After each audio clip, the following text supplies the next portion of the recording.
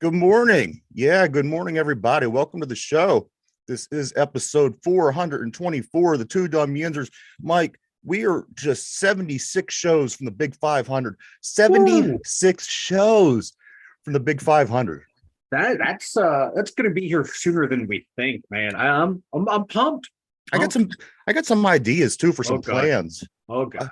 what I think we're gonna do, maybe we'll make it like a week special or something. I hmm think it's gonna come in January if I'm not mistaken.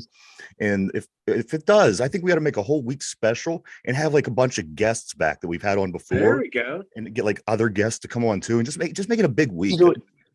Make it a festivity, a I, festival. I'm down to it. I'm down to it, man. Yeah, man. Hey, Derpy, how you doing, man?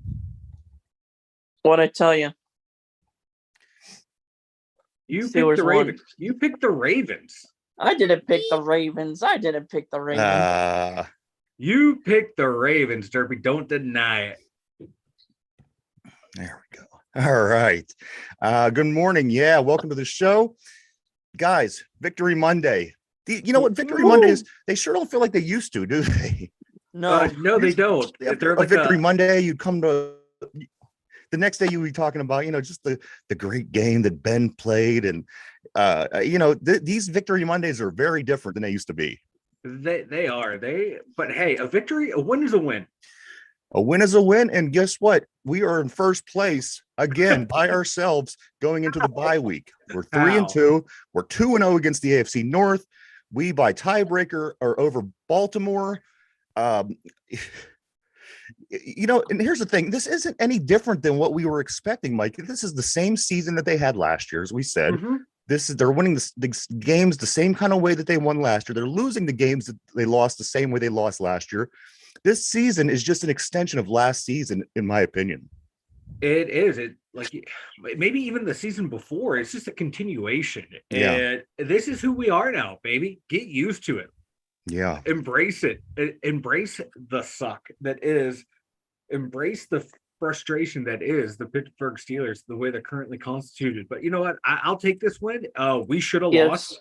We should have lost this game handedly. We should have been routed and destroyed. Well, Yeah. I'm sure we'll get into that later, but hey, they don't ask how.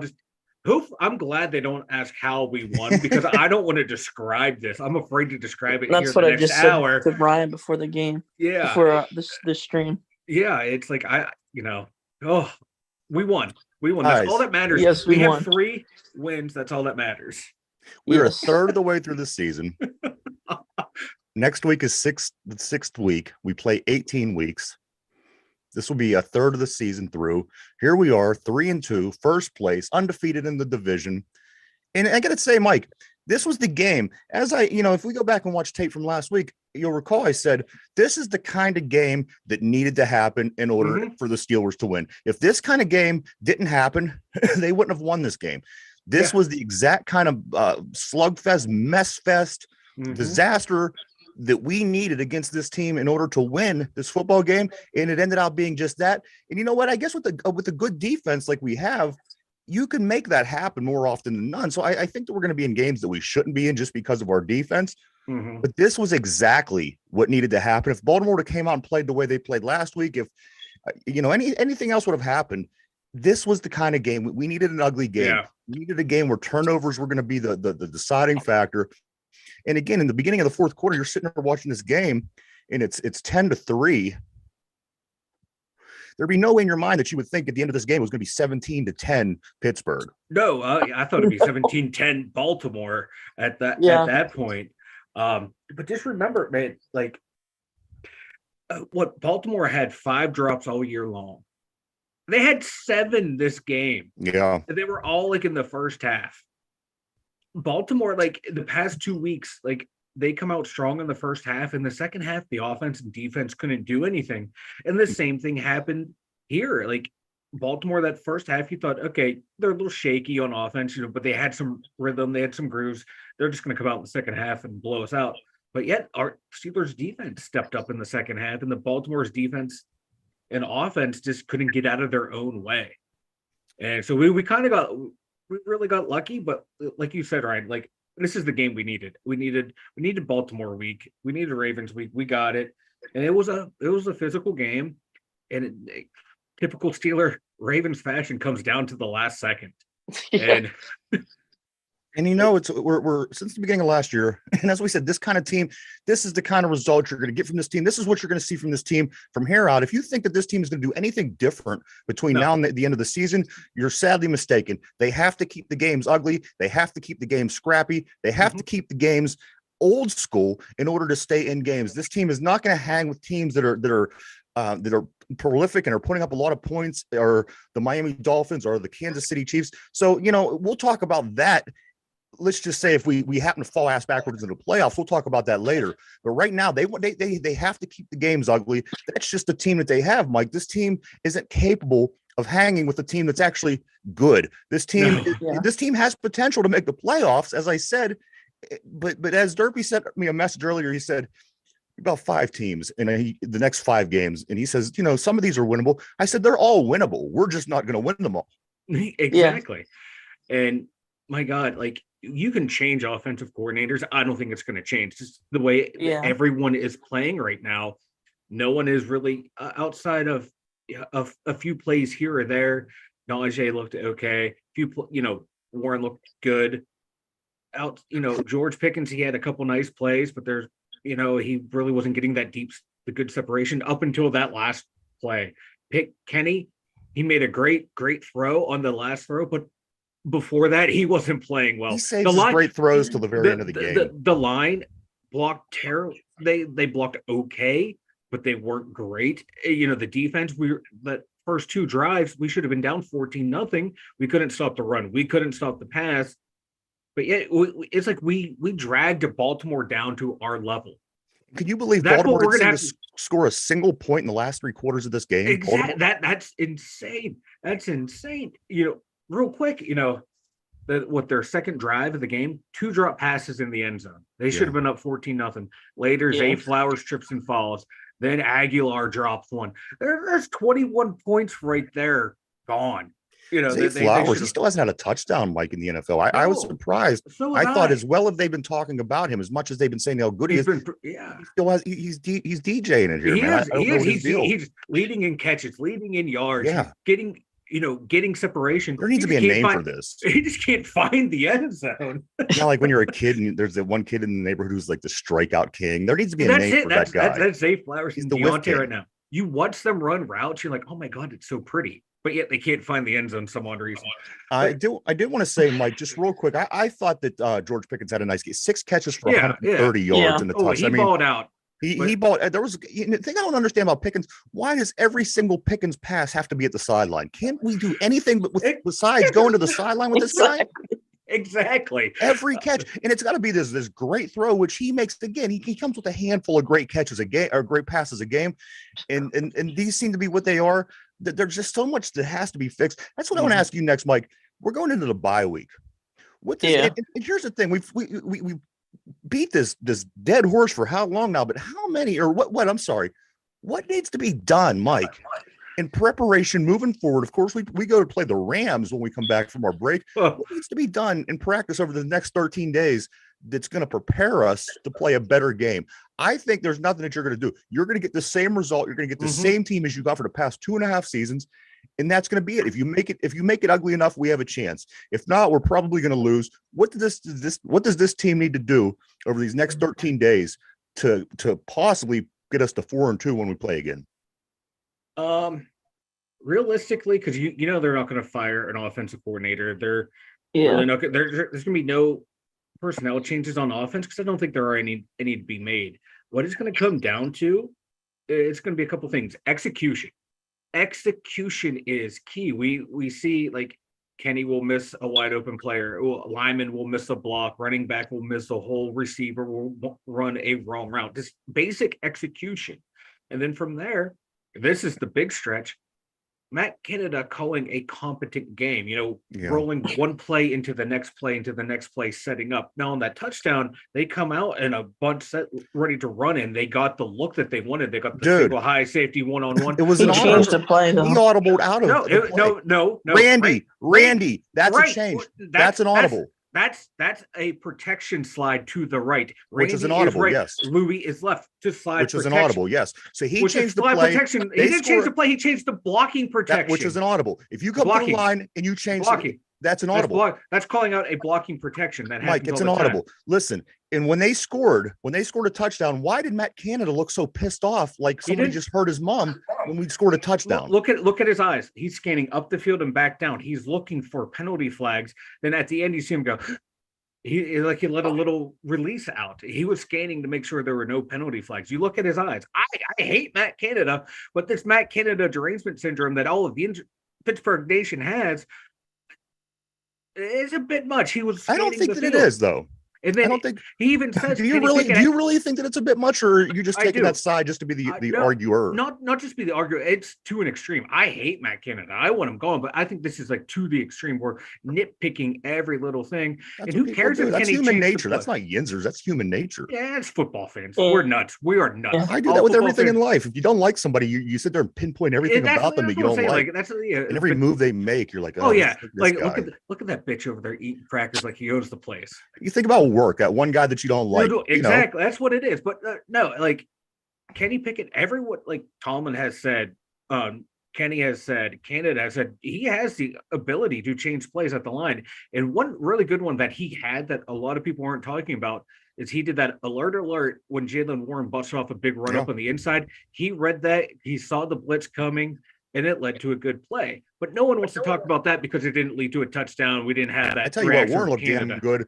Warren looks amazing. It was me. I'd give Najee Harris 2 more weeks if he's not running, getting the same results as Jalen Warren. I'm making the switch, man, because Jalen Warren looks a lot more effective. Yeah. He outgained Najee Harris yesterday in yards and less carries. At what point do you decide to go with what's better and what's been proven better before you make that change? God, it's that sports mentality of Najee was a first round pick. Jalen Warren's an undrafted rookie. We're going to keep defaulting to the Harris 14 guy carries, 37 yards. I know, Jalen it was Warren bad. 9 carries, 40 yards. Oh, but it was out of the formation that was run. The Ravens knew Najee was going to run every single time. That's all the excuses you hear with Najee.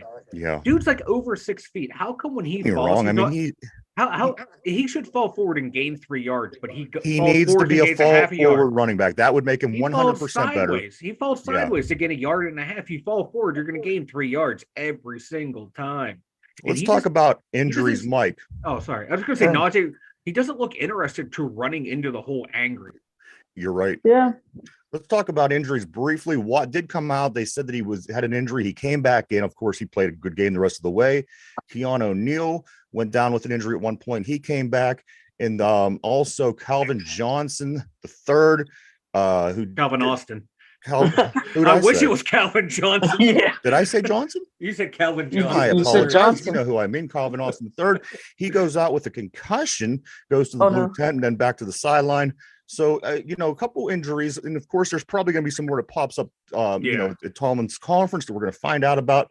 But, we kind of got through this game unscathed, and that's kind of what we needed to do. So with this bye week, moving forward, getting this time off, getting some players healthy, does this let me ask you this, Mike, do you know, are we going to see DJ or Freiermuth when we come back? I do believe this will be a month now since DJ went out, and I don't know the full seriousness of Freiermuth or either one of these guys coming back in LA.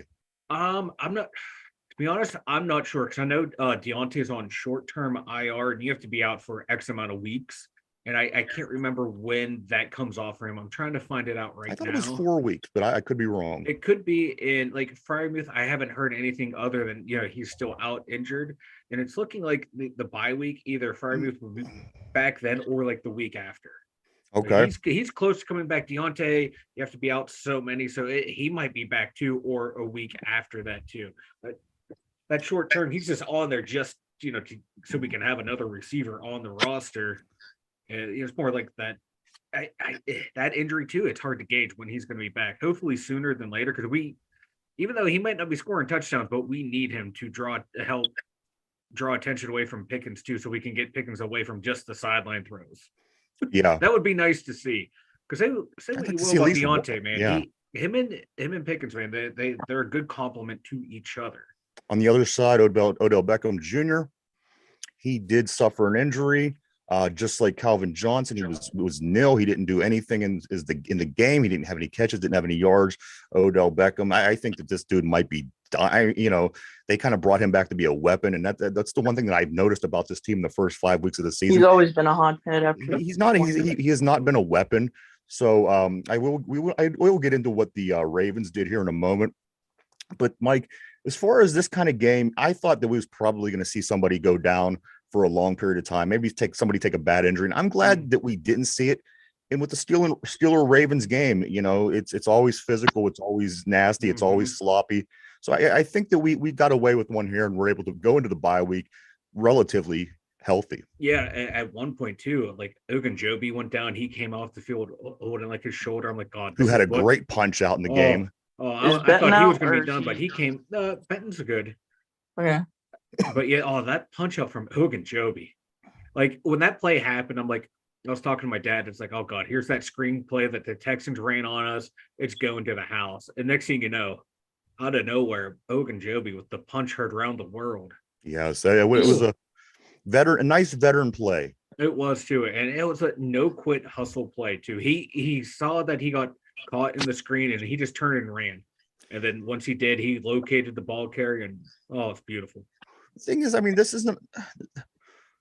they're not a bad team. They're a middle of the road team. Yes. And middle of the road is just it's just not. That's what we are. I mean, for being so used to success.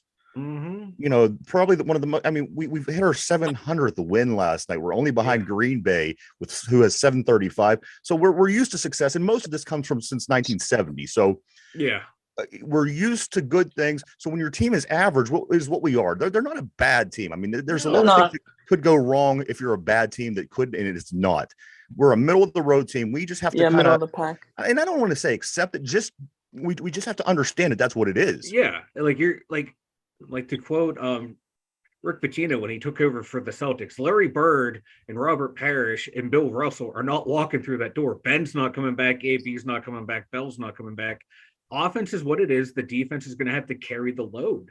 And it won't be the first time as Steeler fans that we recognize this. Again, if you're older, this is something that we've seen many a times before. Late 80s, early 90s. This is what it was, man. It was a slugfest. Even some of those middling cower teams after Neil O'Donnell left, when you had Kent Graham and Tommy Maddox, and before Cordell, after Cordell, you had some bad offenses, but great defenses to carry the load. And you would have to hope the other team would shoot themselves in the foot, which happened today. Our defense came alive in the second half, and we did enough we literally did just enough on offense to win. Let me give you some notes that I have on the Baltimore Ravens. Now, this team we beat 6 of the last 7 times we played them? Yeah. I'm thinking with this defense they put together, Roquan Smith, Clowney, you got Queen over there. Clowney hasn't been Clowney in this team just can't beat a bad Steelers team to save their life. It can't. No, I was expecting it to be way worse than what it was. You know what I mean? Like I said, we went into the game, and I thought to myself, if Baltimore imposes their will on us, we're in trouble. We need to make the game ugly, and that's like as we mentioned, that's what we did, and we won. But this team, I mean, I wouldn't want to face these linebackers. And for some reason, they just can't beat this Pittsburgh Steelers team. No. It's mind-blowing. And again, Lamar Jackson, a bad game against the Steelers. It really wasn't a bad game until his receivers kept dropping every single pass, and then he threw an interception. Yeah, at the end we started to get to him, and we're lucky. We're lucky it was close at the end to where our defense was able to impose the will on their offensive line. That's what the key of this game was our front 7 on defense against their front 5. That and the costly errors they made going for those down late in the game. Kick the field goal. Kick the field goal. Lamar throwing that pass right to Joey Porter, which we'll get to later. I do want to say some good things about Joey Porter. Don't forget about Gunner. I'm going to get to Gunner. Connor Hayward. Connor Hayward. That was Connor Hayward's fault. Absolutely. But let me finish up with the Ravens. Let me finish up with the Ravens, and we'll get to that in a second. Arthur Millette, guys. Arthur Millette getting a nice sack. And he should have had a nice L. That was a great sack. That's how you draw it up. That's how you draw it up. And that he timed that blitz perfectly. He come up at the right moment at the right time, and there's nothing the offense could have done on that. We saw like all the time when Deshae Towns and Mike Hilton, when he was here, when they would time that corner blitz, you can't stop it. Also, our guy gets a nice sack against us. Miles Boykin drops two passes in this game. I thought that both of them should have been caught. But he had to play more because of Calvin Austin's injury. So please, by any means, let's get some of these other pass catchers back in. The hamstring, I historically don't remember it being long-term injuries like this. I just hope this bye week we're able to get some guys back because you're running out of options. Not because, as you stated, Mike, it's not for the obvious. You need these guys to catch the ball. You need these guys to get the other guys open and create more opportunities. Yeah, because you get Deontay out there and Pickens out there, then you add in a Freiermuth when he's healthy. Okay, that's going to open up space for one of those three. Deontay, he can draw a double team just because his route running ability. You can't leave him one-on-one the whole game. You're seeing now you can't leave George Pickens one-on-one every game. So it's going to open up space. And, with our limited play calling ability, route tree apparently of dig, dart, and dagger, and who knows, might be about it. Run deep, run to the sideline, and run to the middle of the field. Our three routes, you need someone who can gain separation. Absolutely. Out of those little routes. I feel that Alex Highsmith, we've talked a lot about him over the past couple. I bashed him. I've been bashed. The thing is, we're not bashing. We're just talking the truth. He hasn't been productive the past couple years without TJ. I tell you what, despite whatever's going on with TJ, he's in, which is a good thing. But this Alex Highsmith, he's having a good season, huh? But like you said, man, we'll look down the stat sheet and go, oh, he had a good season, but you go through the games, this is his second good game. Luckily, they both come against divisional opponents. Against the Browns, he was balling out, and against the Ravens, and as you even mentioned, this is going to be a good game. He had 1 tackle, 1 assisted tackle, and 1 sack. So it isn't like you're looking at this stat sheet getting blown away by his numbers. Yeah, but look how big they were. They were at key times. Yeah, even 2 tackles, 2 sacks. But he had a fumble recovery, had the pass breakup, and they were dropping both Highsmith and Watt back into coverage more too. Yes, I saw. And they were spying on Watt after that first drive, or spying on Lamar, after that first drive. They were using the outside linebackers as a spy, which normally you're going to keep one of your middles in. No, TJ would go out and cover into that little slot area, the slot where corner would. Where a receiver would normally run a slant, or where Lamar would run, he would have that area, and Highsmith would too on the other side. I thought that was an ingenious way to stop that short passing game and to keep Lamar contained. Terrell Austin was drawing something up, after that first couple drives. Recall before the season started, this division is the best division in football. This division has the best quarterbacks in the league. We were ranked number 1. We were stacked everywhere. Now look at us. It's sad. I want to talk about the special teams. I'll get the easy stuff out of the way. Boss 3 for 3. Wizard of Boss. Wing. Chicken Wing gets two punts inside the 20. He punts a good game. Miles Killebrew's block. I not that I called it, but when I was watching it with my dad, I go, dude, we need a block. Yeah. We just need something here. And next thing I know, we got the block. So I'm taking credit for that. Danny Smith called it. Killebrew blocked it, but I manifested it into happening. All right, I'll take that. Also, all right. So here's the play.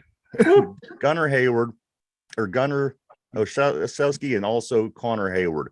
This play, at first I was ready to strangle Gunnar, but then I watched the replay, it was Connor, and I thought, who the hell blocks like that? He dove in front of Hunter, and instead in front of Gunnar. And the thing was, the block that he made was a good block, but it was just, why would you jump in front of your guy like that to where you run into him to where the ball comes up? What a play that was. Like, you have the opportunity of blocking 3 players. You block none and tackle your own player and cause a fumble. If that isn't the Hayward family in a nutshell, I don't know what is. He's like that younger, dumber brother that people have. Yeah. Like, oh man, the older brother, man, he's a great athlete. Oh, but he got this younger brother. He's kind of athletic, but he ain't all there. That's what Connor Hayward was in that moment. He was that Yeah. dumb younger brother. I I'm just like, want what the to hell kill him. are I you thought, doing? who does that? Like in Oshesky, he had that great Ugh. return earlier, that nice 25-yard punt return up the sideline or kickoff return, whatever it was, a nice return. And then this happens, and everyone wants to blame Gunner. This is no one wants to look and analyze that. It's like, oh, it's all Gunner's fault. No, you got that big oaf running behind. Like the You say opportunity the to block, Haywards are a family of oafs, and they are. You look at them, they look like oafs. like lummox. No, he looks like an oaf. He Yeah. just looks like that happy-go-lucky, oh my God, that big jolly guy. Right. Everyone knows that guy. That's what Connor Hayward was in that moment. You're like, what are you doing? Like, oh, you tried, buddy. Here's your gold star for trying, but you done fucked up. Let's see. George Pickens, 6 catches, 130 yards, 1 touch. He also had a run with 16 yards. That was a nice play. Where was that run? Did that open the second half or something? I believe so, but it was I missed like the first drive of the second half. So that's okay. Allen Robinson, he's solid. He only had 5 catches for 29 yards. But you want to know what? When the ball goes to him, he catches it. Yeah. I like I like that. I like the dependency that you could depend on Allen Robinson. I like you kind of just need that guy. There needs to be a guy that you could do that every once in a while. Sometimes it's to get the momentum going. Sometimes it's to, it's not always to make the big play, but you need the guy who's reliable, that's always going to make that catch mid-range. And that seems to be what Allen Robinson does well. He did that well too. Oh God, and he was wide open too on that 2-point conversion. I was going back through and watching some clips, and he's like wide open. I was like, oh, Kenny, just turn your head a half second sooner, and you see him.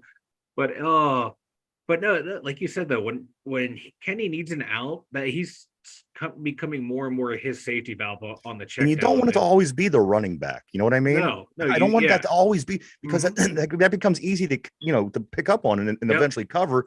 I like it being a wide receiver. I like to be able to do it with your running backs as well if you need to, but to have that Robinson in there, that's big. Because you know what? If he's not in there and those plays don't happen, those little plays make a big difference throughout the course of a game.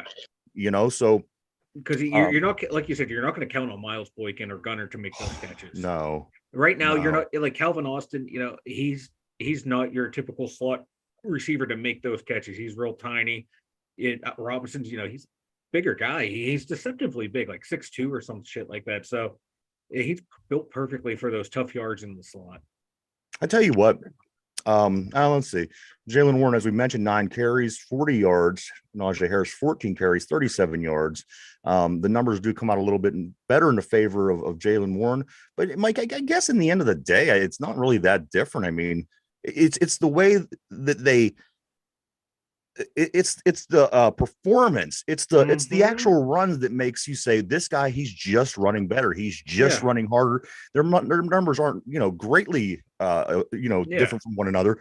But when you're watching these two, you're thinking to yourself, I would rather have Jaylen Warren just because he just looks more productive. He does. He looks more confident too. Najee doesn't not look confident at all. Yeah. It's like he has trouble reading the line. He's a big, strong. I mean, he throws guys. There's sometimes I see Najee Harris just take a guy that's trying to tackle him and throw him to the ground.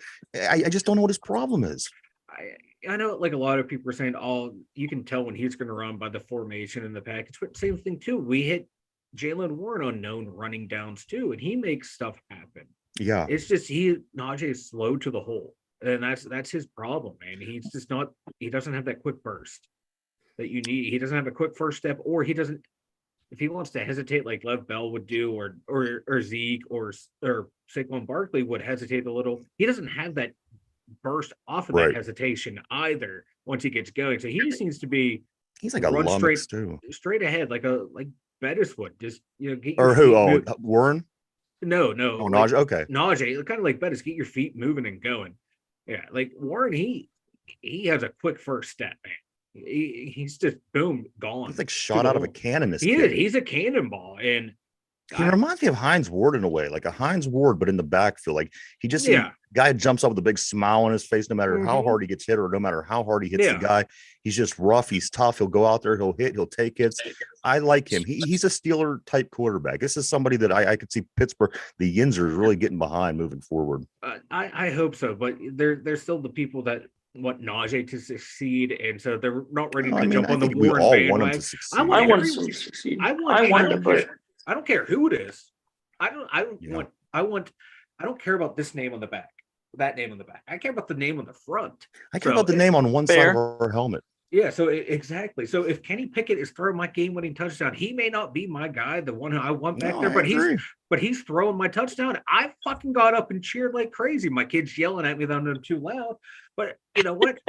Kenny 12 yards threw a game-winning touchdown. Kid, you sit down and you show some respect. I tell you what, with that, the deep bone bruise. Now, I thought he looked pretty good, guys. He didn't, he looked- didn't have a terrible game. 18 for 32, 224 and a touchdown.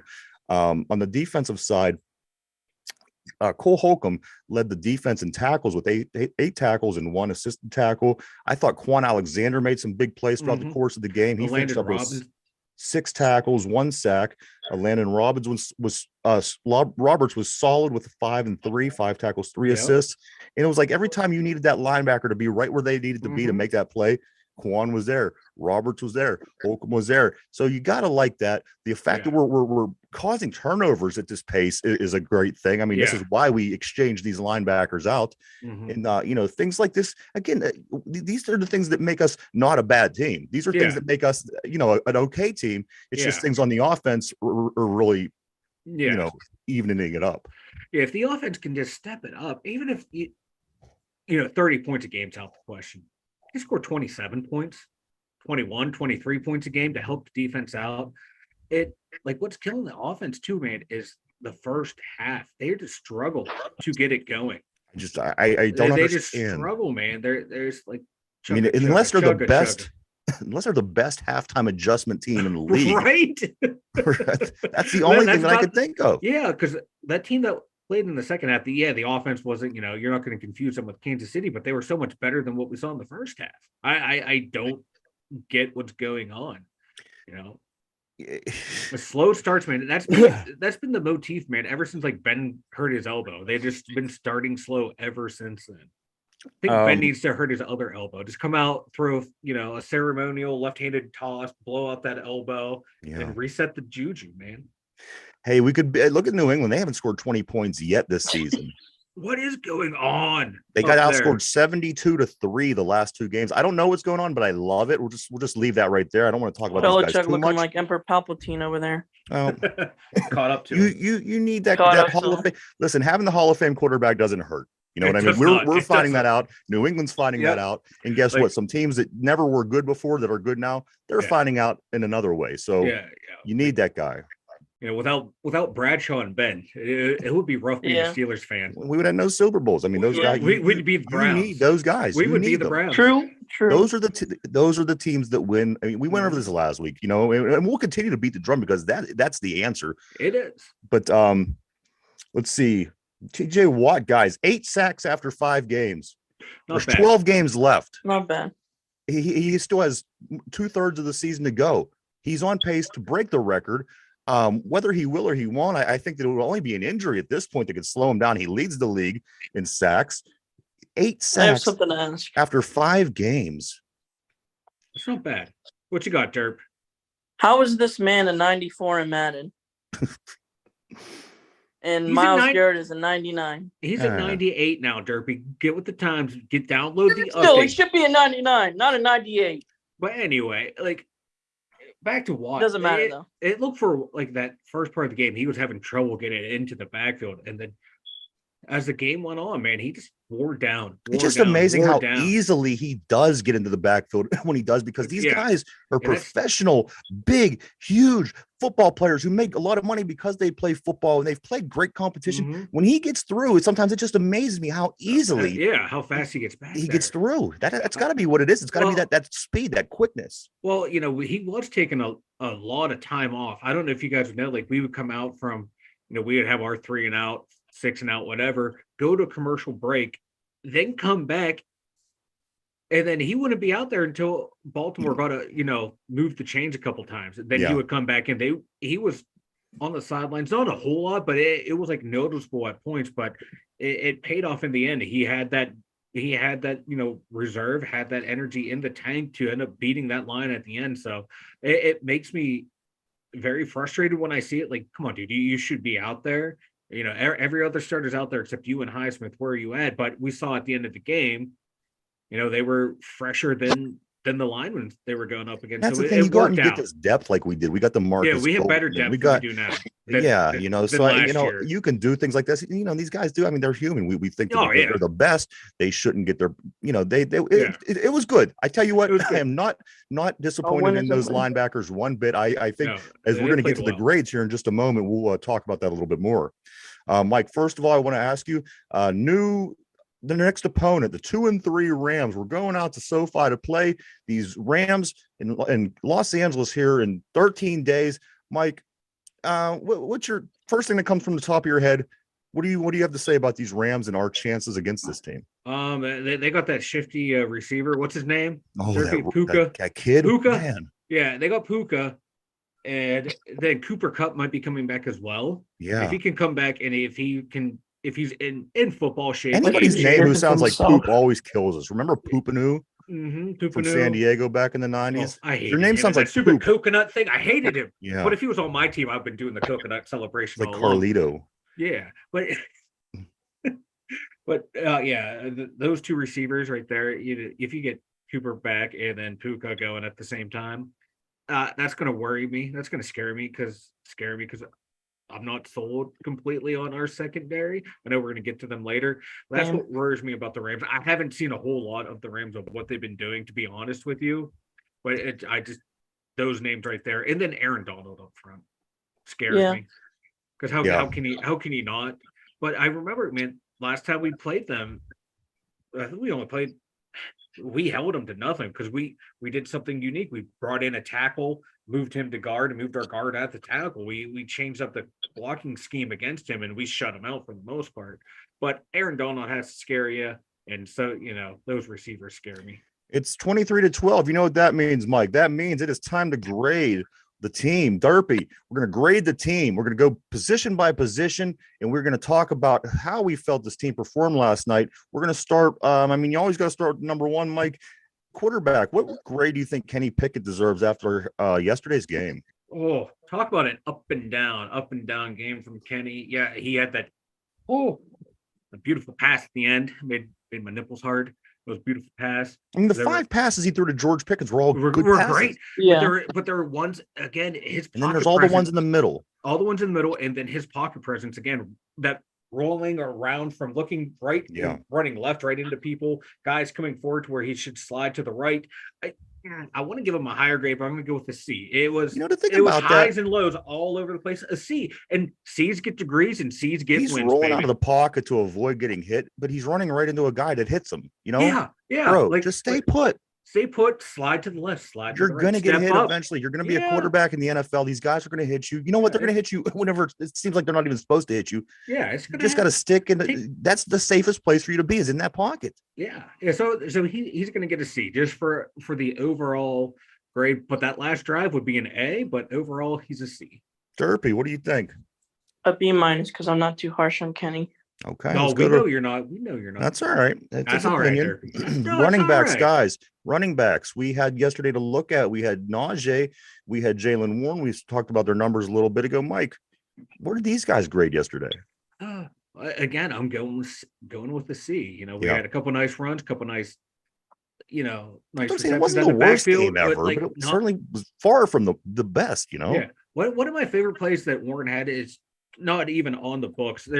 We had a corner blitz and they had an inside backer blitz. They overloaded the front. Mm-hmm. He couldn't block either one, but he was able enough to fake out to the right, to the corner, that slowed the corner down enough, and then get a chip on the guy. And that led us, I think it may have been an incomplete pass, but it wasn't a sack. It was just one of those plays that doesn't show up on the stat sheet. That was a huge play, but still, I'm going to give them a C+ overall because they did a lot of little things, but nothing great. Derpy, running backs. What do you think, bud? I'm going to go C+. All right. Tight ends. I was impressed with Jalen Warren, and Najee's been Najee since we drafted him. Tight ends. Of course, our starter was You had Mount Washington. He was 0 for 0. I guess I don't know. Did he block? He was very. The fact that he wasn't talked about much is a good thing. He wasn't holding. He wasn't causing negative plays. Mike, if you can, grade these tight ends. I'm going to go with a B because it was like that old school style Steeler tight end type game. It was a Mark Bruner type game. Yeah. We're just going to kill you with the run blocking from these guys, and that's what it was. Like they were nothing in the passing game, but blocking wise, they were not a liability. And Hot Rod Williams, he got the recovered the safety. Mm-hmm. So they contributed other than Connor Hayward causing a fumble. Yeah. I'm going to give him a B overall. Derpy, tight ends. Was there enough that you've seen that you could even grade these guys? I'm probably gonna have to go the same with Mike. B. Okay. Wide receivers, Mike. Just on the strength of George Pickens alone, an A. Yeah. Between him and like you said, Allen Robinson just being that security blanket and those clutch catches for Kenny, an A. Boykin didn't do anything. Calvin didn't do anything before he got hurt. It's just based off of the two top guys right now. It was an A. Derpy, wide receivers. Way too high of a grade, though. I'm gonna go GPA. Robinson, B. Boykin, right? That's the last one. Yeah. Yeah. Yeah, I'm gonna go about C. I don't So know. probably Boy like can a get B. anything better than D. He didn't. Yeah. Boykin's Yeah, Derpy's the kind of teacher I want. Very lenient on the grades. so Offensive about line. How did this B for offensive the line receivers. perform against these Baltimore linebackers in defensive line? We've talked all year about this offensive line and then all off season. How do you feel they performed, Mike? I'm gonna go with a C plus. They kept Kenny clean for the most part. Yeah, There they were weren't some bad. pressures there, some that Kenny stepped into, some that they just whipped on blocks. So a lot of blame to go around there. Running game, you're still not opening up the lanes that much, but they did enough. They did enough to keep Kenny clean and did enough to open up some lanes when we needed a big run. So a C plus. Derpy, how about the offensive line? I'm gonna go B minus because I was impressed with Jones. Yeah. I was going to go there soon, guys. How about Broderick Jones? Does anybody have anything negative to say? I thought that he played a good No. game. But he played a damn good game. I saw him got beat. He got beat one time, but I think a guard was there who had no one to block, and it worked out perfect. He got beat, and then the linebacker did not see the I think it was the guard, and it worked out just fine. That was like the only thing I didn't like about him. He had one missed block, but You know what? If you eventually the scheme worked out to where there was another guy there to pick up his guy. So if you eventually pick all the players from the national championship Georgia team, you're going to be better by default, right? you should be, yeah. We had three of them out there. We Two did, of them were and I dogs. thought they looked good. Let's switch over to defense, Mike. Derpy, I asked you about offensive line, right? Yeah. Okay, let's go over to defense. Defensive line, Mike. What do you think? A clamless line once again. Claimless line. Ogunjobi had that nice play, but we did give up 125 yards rushing, but a lot of that was in the first half. We Yeah. shut them down the second Yeah. half. I'm going to go with the B. They rallied into form. Derpy, the D line. B. All right. The linebackers. Once again, though, the big story of the week is these Pittsburgh Steelers linebackers. Surprise, surprise, huh? Pittsburgh Steelers linebackers being successful. Mike, what do you give these linebackers? Go from, everybody, Watt, Highsmith, Quan, Landon, Cole, the whole deal. What do you think? Overall, I'm going to give them an A. I We think saw they deserve an A. Landon Roberts. He had that huge tackle that what on their Mhm. second drive, and that forced the next couple of plays where incomplete pass, field goal, save touchdown. Holcomb was all over the place. Like we said, we already mentioned that big play Quan had, and then Highsmith and Watt at the end of the game closing it out, which is what Did it we're used to surprise seeing. anybody how not good Baltimore was? I was expecting them to be a little bit better of a football team I overall. was too. I was Yeah. pretty shocked that this was the team that we faced. Again, we don't get the same team that everybody else gets. We know Yeah, this team better than exactly. everybody. So we get a different team. They have to play us different because we know them. Mhm. But was anybody surprised just at how good that they weren't? I was too, especially after their first two drives where they were just running down our I thought throats. this was Yeah. gonna be a long ass day. Lamar was so comfortable in Yeah. the pocket. I'm like, oh God, I got my wish. He's going to beat us with his arm, and he's just picking us apart. But then all of a sudden, receivers couldn't catch. Yeah, he started Yes. making bad decisions, and they couldn't run the ball in their defense, where it's just giving up key third downs. I mean, is I was John surprised. Harbaugh, is he any better than the mediocre Mike? I mean, here's the thing people are No, talking about, Mike just being this average. What's John Harbaugh done any different than what exactly we're doing, nothing, nothing except for 24 unbeaten games in the 2013. preseason. At In the preseason, I preseason, guess. yeah. Yep. But no, like Harbaugh, why throw to that pass to Odell when you kick a field goal? Kick the field goal. That's the game right there. That was, yeah. I don't know why they go for that. That was the dumbest play in a game that had dumb plays written all over it. Yeah. Derpy linebackers. What do you think? I'm gonna go A as well. I think you have to. There was nothing. Yeah. There was nothing that was done that wouldn't warrant that Great. grade. And like our outside backers, man, they were the closers. Like we used to watch Porter and James Harrison do. They were the closers, man. They came and closed out that game. Troy Polamalu was another one big for that. Yep. Mm-hmm. Would always make the key play at the end. Speaking of Polamalu, guys, let's talk about the secondary a little bit. Of course, we're talking about Joey Porter, baby. Basically a first round pick. He was picked 32, which is always a first round pick, but in this case, it was the first round second pick. Mike, this kid, everybody was excited to get him here in Pittsburgh. Call us homers, whatever you want. They like Joey Porter because of his dad. No two ways about that. Exactly. Now that he gets his first pick, I think he plays good. There's not many things that I've seen in this season yet that's going to make me say I don't like him. This guy, as far as a football player, I like him. You put along Levi Wallace. You throw these other guys, Sullivan, Pat Pete, Minka, the safeties, of course. Mike, where do you grade the secondary? Kind of like how the defensive line is a tale of two halves. That first half, you would be like a D. They were getting burnt left and right. The second half would be like an A. I'm going to average them out to like a C plus. Think about this Pat Pete. Minnesota got rid of him because he wasn't a young guy and he wasn't the guy they wanted to play every down. Yeah.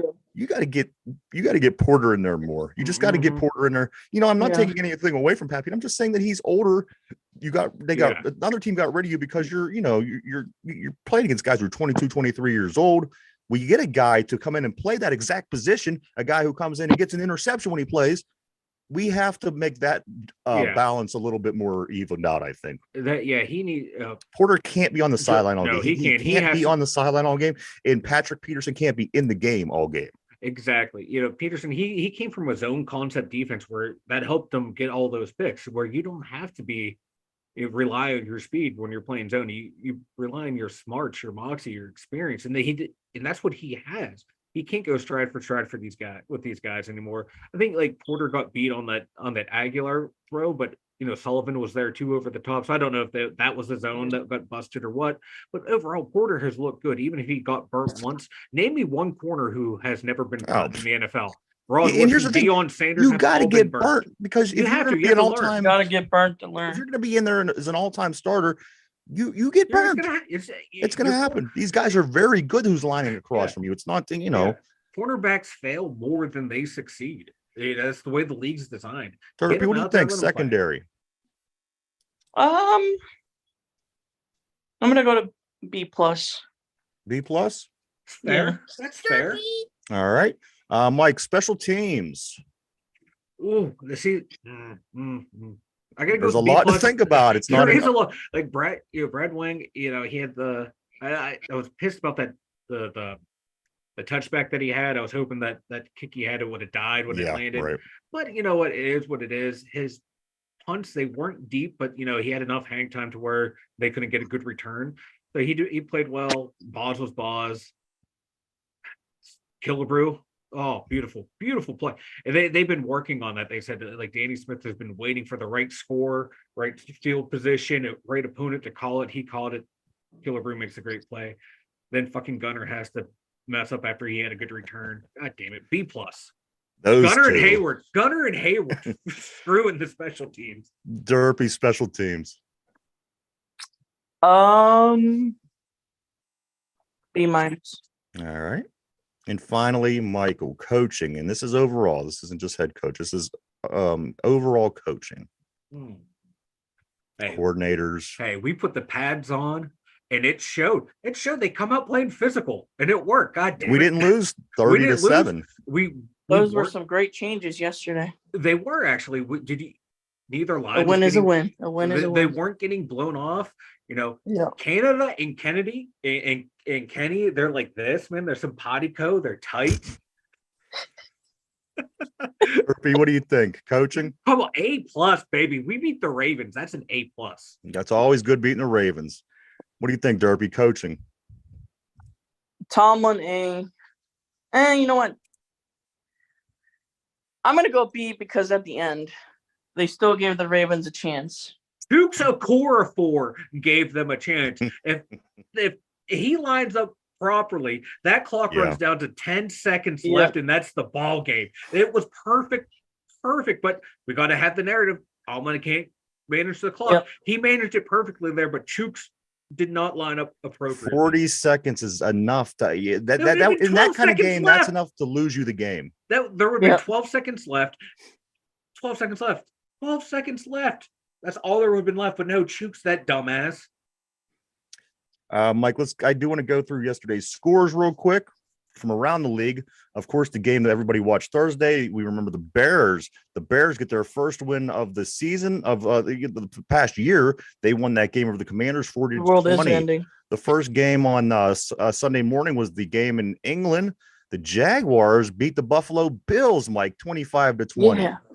The Saints. Like I said, the Jags, they actually stayed over there so they didn't suffer from jet lag. they were the most comfortable. You know what I mean? They game were. time, they were the most comfortable. The Bills were going through the travel. And I just think you play this game 3 times. The Bills probably win it. They win the other 2. But you know what? Let's move on. Saints over the Patriots, 34-0. Patriots lose their last 2 games by a total of 72-3. Belichick's done. Ooh. The Colts over the Titans, 23-16. Watch out for these Colts. They're quietly becoming the team in that division. What's his name? Anthony Richards hurt again. Is he? Yeah. I have a feeling like he's going to be like RG3, all the talent in the world, but injuries are just going to derail a great career. Lions and Panthers. Lions 42, Panthers 24. This one here was a bit. I didn't know what to think of this. Falcons 21, Texans 19. This Texans team that just blew us off the face of the planet last week loses to a team that didn't play any guys in preseason. Make it make sense. And once again, you have 2 middle of the road teams playing each other, and this is what you get. And we're in that group. 1 week you're lights out, the next week you struggle, and that's what we're seeing. And this Texans, and both teams are kind of young. Both teams have good players throughout the lineup. They still have a ways to go. They got a couple years to go. Yep. Dolphins 31, Giants 16. I'm surprised that's all they put up. Yeah, me too. Bengals get a win, 34-20. I was watching this game at the beginning of the game. Dobbs and Connor looked real good, and James Conner looked real good. I thought, oh man, these guys are going to beat the Bengals.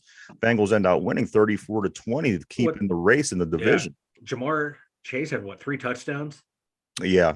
I think I don't know. Yeah, I knew he got back on track. I think it was 3. The Eagles 23-14. They over the Rams. Eagles stay undefeated. Rams, we're coming to play you in 2 weeks. The Jets 31. The Broncos continue to be terrible. 21. Jets win that game. Russell Wilson fumbled the game away at the end, literally. Those got to be the ugliest uniforms in the history of the Denver Broncos. Oh, and they've had ugly. They've had really ugly. These are the ugliest uniforms, and it works perfectly for what's the Chiefs 27, the Vikings 20. The Vikings, man, they just can't get any traction. And then Justin Jefferson got hurt. 49ers 42. Dallas Cowboys 10. Can anybody stop this 49ers team? I happen to know because I looked on the lineup. There is an Eagles 49ers game down the road, which is probably going to be one of the biggest games of the year when it gets here.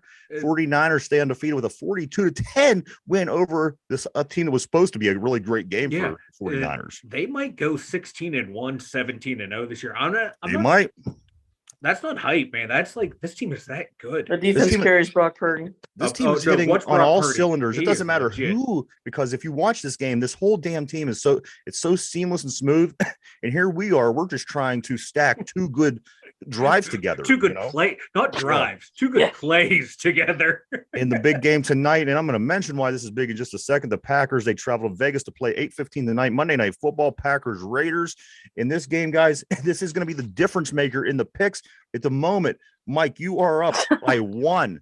You're up by 1. You guys both overshot the tiebreaker, so this is how it plays out. Mike is up by 1. In games, the Ians didn't pick the same exact teams where you got it right. Mike got 3 correct. Derpy got 2 correct.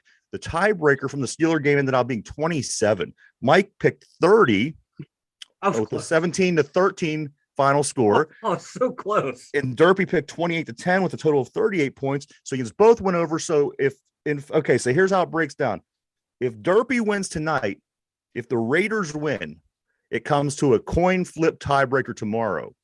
If Mike wins tonight, it's over. If Green Bay wins, he wins. He wins the week. But if the Raiders win, then Derpy, you do get a chance because it will come down to a coin flip tiebreaker. That's where we are on the picks. So we'll finish that up tomorrow. I do want to just kind of go through these divisions real quick, Mike, before we start getting ready to take off. It's a busy day on the show. Let's see in the AFC. Busy. I'm going to start in our division because why not? At the very top, sitting there at 3-2, the Steelers. Second place, the Ravens, only by a tiebreaker with 3-2 record. They're in second place, the Browns at 2-2, who had a bye week. The Bengals got a win to stay in it, and they're 2-3. I'm not going to go through everybody in great detail, but in the AFC East, the Dolphins with a 4-1, the Bills with a 3-2, the Jets under 500, and the Patriots downright pathetic in last place. In the AFC West, the Chiefs up top with a 4-1. Nobody else is over 500. Chargers are 2-2. Raiders 1-3. Broncos terrible. And then in that South, between the Jaguars and the Colts, keep an eye out, guys. Both these teams are 3-2, sitting at the top of the division. And you got to watch the teams that are on the bottom. Both of them are only 2-3. The Texans and the Titans. Over in the NFC East, I'm sorry, the Eagles at the top with a 5-0 record, still undefeated. Cowboys 3-2, Commanders 2-3, and the Giants, they fall in that lowly team category with the 1-4 record. NFC West, San Francisco, they're undefeated. There's 2. Then there were 2 undefeated teams. They sit atop. Seattle 3-1 in second place. The Rams 2-3 in third place. The Cardinals in last place with a 1-4 record. NFC North, the Detroit Lions 4-1, which you got to like this team. What more can you say about the Lions at this point? A 2-2 Packers team in second place, and 2 1-4 teams in the basement. This is the only division that has 2 1-4 teams, the Vikings and the Bears. And finally, the NFC South is the Buccaneers in first place, which I didn't think was much of a surprise to anybody. They're sitting up top with a 3-1, Falcons with a 3-2, the Saints with a 3-2. But the Panthers with an 0-5 record in the NFC South division. So there are your NFL divisions, guys. Mike, any comments on the divisions? Not really. Okay. Other than I'm surprised that we are in first. Ain't this crazy? Like you're going through these divisions, and I'm looking at them, and I'm like, this does not make sense. We're going to take a look around the division teams for next week. We, of course, have the bye. However, the Seahawks traveled to play the Bengals in Cincinnati. The San Francisco 49ers traveled to Cleveland to play the Browns. And the Baltimore Ravens, they go to Tennessee. So while we're sitting idle next week, we might get some help. I mean, these aren't bad teams. The Titans, the Seahawks, and then, of course, the 49ers. Yeah, the Titans beat up on the Browns. Last week? You're right. Yeah. This was a good win. So. And the Ravens beat the Browns, and the Browns. It's what a crazy season. We're only a third of the way through. It's wild. Mike, you got anything before we get ready to take off? I'm not going to jump on trivia just yet because that would mean it's going to be 2 whole weeks of Rams trivia. I just get bored with it like that. Let the young guys play. Keep Roger Jones in there. If you need Dan Moore back, rotate him and Chooks in it right. PZ Jr., get him in there. Let him play. Let him learn. Use Pat Pete, bounce him around the secondary as needed. Use him as a mentor as well. And, just let Matt Canada and Kenny Pickett cook in the lab, baby. Randy, what do you got? I got something. Yeah. I told you this before the show. About your the itching. No. No, you. Whoa. No. Okay. No, I've seen many Ravens and Steelers battles. All right, what? Mm-hmm. I've seen many Ravens and Steelers battles, but yesterday was the most odd of them. It was very But strange. a win is a win, and there's it's been some strange motivation. ones. Yes. The one year on Halloween, a bunch of weird things happened. And also not to forget, guys, the numbers before the game, of course, they changed after the statistic graphic was up. Since Tomlin took over, did you guys see this? The score differential between the Ravens and Steelers was 711 to 709. Yeah, and it got up. Can't make that up. It got up after the safety. It was 719 to 719. Yeah. So that's what you got. And since Harbaugh became coach, I think there's only now after yesterday a three win difference. Yeah, that this is the greatest. I love it. I like it. I like the Ravens in that sense. I like that they're our rival. It is the best rivalry in the NFL. You can shove the Bears Packer rivalry up your ass. The other reason that's a rivalry is because they both founded the league. Somebody's got to be good. I mean, both teams got to be good to a degree in a rivalry. Yeah, Steelers Ravens has defined the NFL. If two teams are bad all the time and they play, that's not a rivalry. It's just two teams that stink. Yeah. My thing is this, guys. Claypool watch.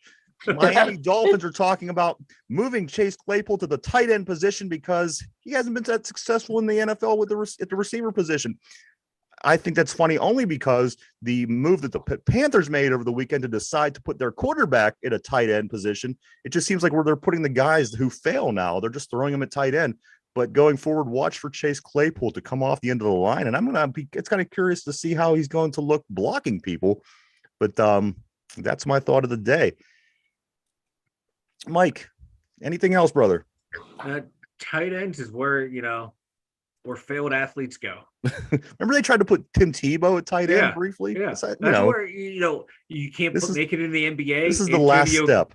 Like Antonio Gates, hey, you played basketball, your career's done there. Go play tight end. Kelsey in college, you can't play quarterback anymore. Go play tight end. Sometimes this is where they put you before you get shit out of the bottom of the league. So, Exactly. It's sink or swim time now for Claypool. Mike, why don't you tell everybody about the website before we take off? The2dumyinzers.com. Head on over there for everything. We have all of our links, all of our social, everything over there. The merch stores over there. Everything you need. 2dumyinzers at the2dumyinzers.com. Go check it out, everybody. A lot of cool stuff over there. I was on the website over the weekend. I like it. I think that there's a lot of neat things. I think Mike did a great job. So go take a look, see at that. We do want to thank everybody for checking us out. As always, we appreciate each and every one of you. We couldn't do it without you. Thank you. Derpy, anything from you before we go? Yeah. A win is a win, but we're going in the bye week. Take it with motivation, and let's try to find our identity. You know what? At this point, I gave up on trying to figure out our identity. I don't even. Whatever that was yesterday, that's that disaster that happened where we came out on top somehow. That's our identity. If we're going to continue to win this year, we need that to continue to happen. As odd as it is to say, that's our identity. But Mike, Derpy, I do want to say, great job, guys. Everybody, Pittsburgh Steelers back on top. Victory Monday. Enjoy your day. Mike, Derpy, there is a Monday Night Football game tonight that is going to be meaningful to you guys for these picks. Keep paying attention on that. Raiders, Green Bay. Besides for that, guys, for Derpy, Mike, myself, the 2 Dumb Yinzers, have a great day, and we'll see you tomorrow. Bye-bye.